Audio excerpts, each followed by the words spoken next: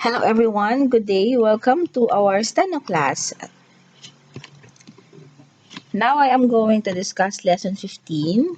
So the topic for lesson 15 are the following: word ending there, word beginning far, and the symbol for the sound of O. So please stay with us until the last part of this video para malaman natin or malaman ninyo ano ba yung mga symbols na ginamit or different symbols na gagamitin natin for this lesson.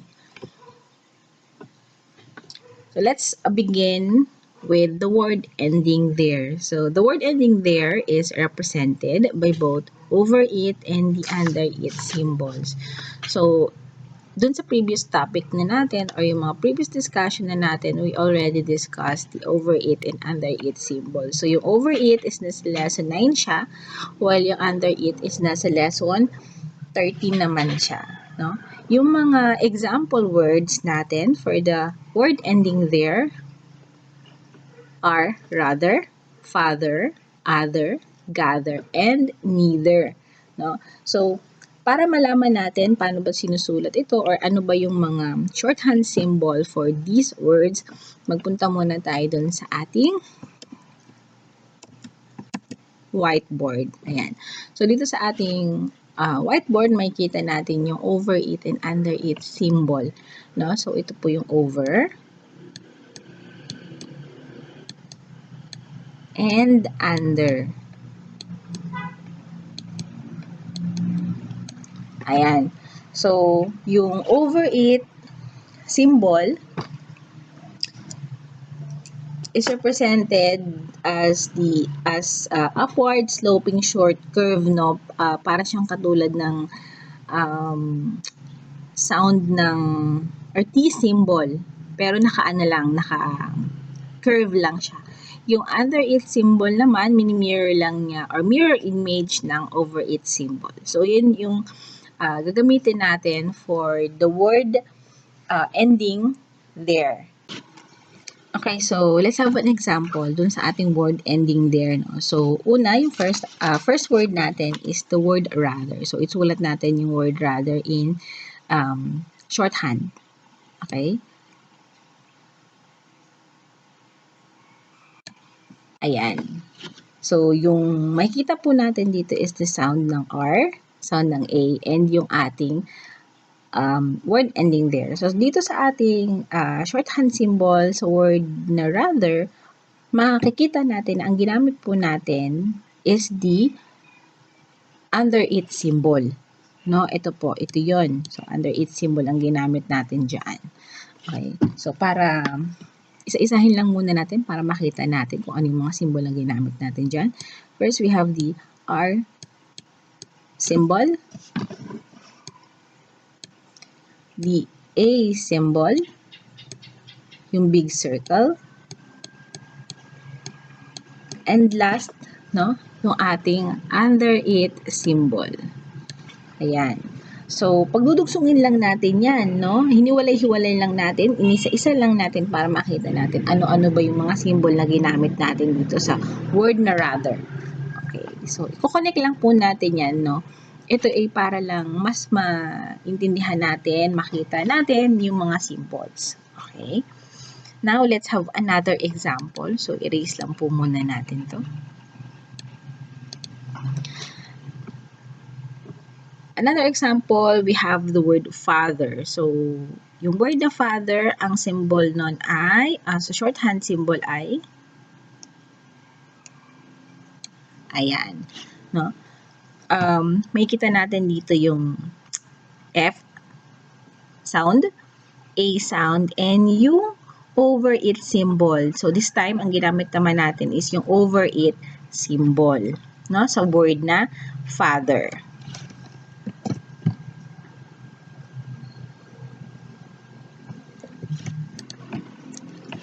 Next example is yung word na gather. Okay, gather in shorthand symbol. Okay. So, yung symbol na makikita natin dito for the word gather is yung G sound, A sound, and yung ating word ending there. Okay, so nakikita nyo ba kung alin yung mga symbol for the sound of G, sound ng A, and sound ng, or yung word ending there natin, no? Dito sa symbol, or dito sa shorthand symbol na word na gather, ang ginamit natin is yung over it symbol. Okay? So, erase lang po muna natin yan. This time, kayo naman yung magsasabi kung ano ba yung word na isusulat natin.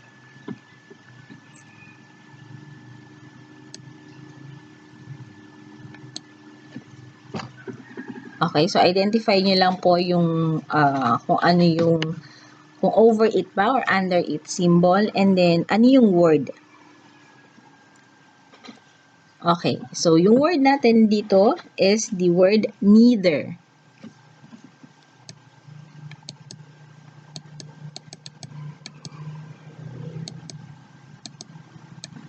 Ayan, neither. Okay, again, ang ginamit natin sa word ending there sa word na neither is yung over it symbol. Ito. Alright? So, kung titignan natin dito sa symbol na to, we have the sound of N, yung sound ng E, and yung sound ng word ending there natin. Okay, nakuha po ba? Okay, so erase lang po natin to. Magbibigay tayo ng isa pang example, no? Para mas maintindihan natin kung paano ba gagamitin yung over it and under it symbol sa word ending na there. So, ito try naman natin isulat dito is yung word na other. Okay. Sa other, ayan. So, sa other, ang makikita, isulat lang po muna natin yung word para makita natin. No? So, sa word na other, kung makikita natin dito sa ating outline, no, or sa shorthand natin, yung hook symbol and yung over it symbol. Okay, so makikita natin ang ginamit natin ay isa, dalawang symbol lang. Alright? So, yan po. So, yan po yung word ending there natin, no? So, bumalik muna tayo sa ating PowerPoint presentation. So, again, for the word ending there, it represented both over it and under it symbol, no? Maging familiarize lang po tayo, maging familiar lang tayo dun sa ginagamit natin na symbol para mas madali nating maintindihan and maisulat yung mga words na, or yung example words natin dito in shorthand.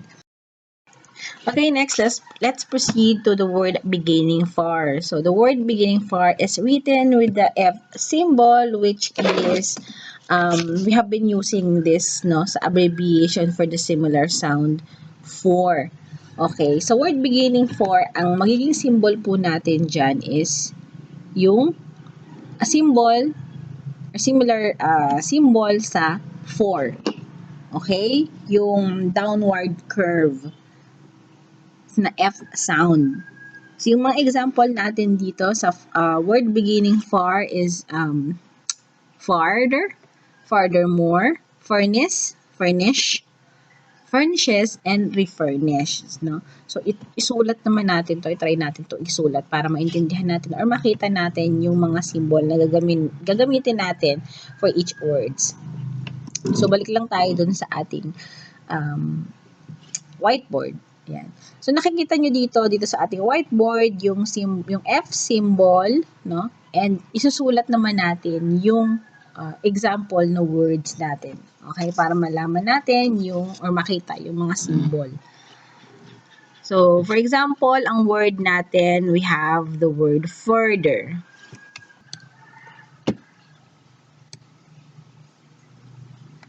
Ayan. So, nakikita nyo, ganito po sinusulat sa shorthand, yung word na farther. Ano ba yung mga symbol na ginamit natin dyan? Yung word beginning natin na far. Ayan. So, isa-isahin lang natin, ha? Yan. Yung F sound o yung word beginning na for symbol natin. And yung ating under it symbol. No? So, para mabuo natin tong outline na to, pag tudugsungin nyo lang yan or i-connect nyo lang yan. Isulat lang natin ulit ha. Further. Okay? Again, ito po yung word na further.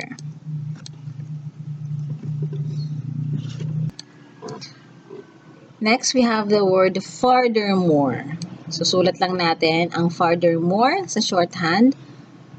Ito natin ha.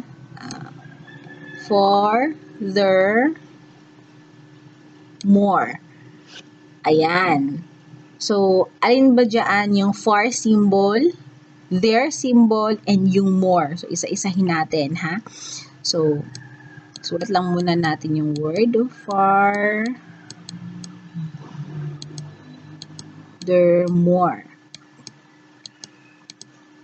Okay.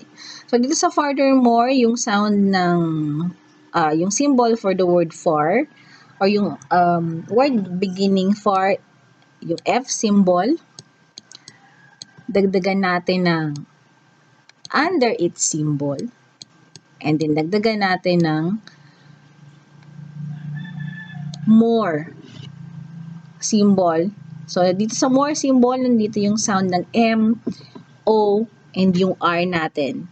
Okay? Para mabuo natin yung shorthand symbol for the word furthermore. Yan. So, erase lang muna natin yan. And then, bumalik tayo dun sa ating PowerPoint presentation. Yan. So, kung nakikita nyo dito, yung mga example na words dito sa word beginning for, ibig sabihin, yung bawat salita o yung bawat simula, no, ng salita, dito sa word beginning for natin, ang magiging symbol or ang symbol na gagamitin natin dyan is yung F symbol. Okay, nakuha po ba? Okay, so magpunta ulit tayo or bumalik ulit tayo dun sa ating whiteboard. Now, isulat naman natin sa shorthand yung word na furnace. Furnace. Okay, so dito sa ating shorthand symbol, sa word na furnace, may kita natin na ang simulang symbol ay yung F symbol, followed by furnace, followed by the sound ng N, sound ng A, and of course, yung sound ng S. No? Pag binanggit kasi natin yung word na furnace, S yung sound na naririnig natin. Alright? Isa pang example. Furnish.